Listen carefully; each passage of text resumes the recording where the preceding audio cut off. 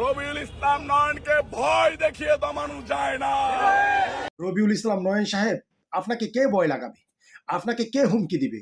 আপনি তো সামনে যাকেই পান তাকেই সমানে তাপড়ান।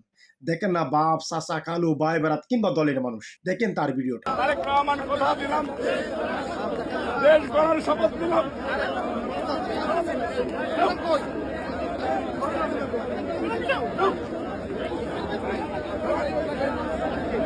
এখনো সময় আছে, ভালো হয়ে যান। আল্লাহ ছাড় দেয় কিন্তু ছেড়ে দেয় না, সেই কথাটা মনে রাখবেন। আল্লাহর পক্ষ থেকে যেদিন গজব চলে আসবে সেই দিন আপনাকে কেউ ভয় লাগানো লাগবে না, আপনাকে কেউ হুমকি দেওয়া লাগবে না, আপনি অটোমেটিকলি পালিয়ে যাবেন।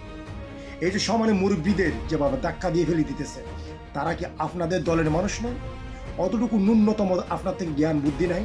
এই মুরব্বীদের কীভাবে সম্মান করতে হয়, এই দলের মানুষদেরকে কীভাবে সম্মান করতে হয়? যে ব্যক্তির থেকে আসলে এতটুকু ন্যূনতম জ্ঞান বুদ্ধি নাই, ইনসাফ নাই, সে মানুষদের হাতে আমাদের দেশ কীভাবে নিরাপদ থাকবে? সে মানুষরা আমাদের দেশকে কীভাবে গড়ে? আর স্লোগান দিতেছে দেশ গড়ার শপথ নিলাম।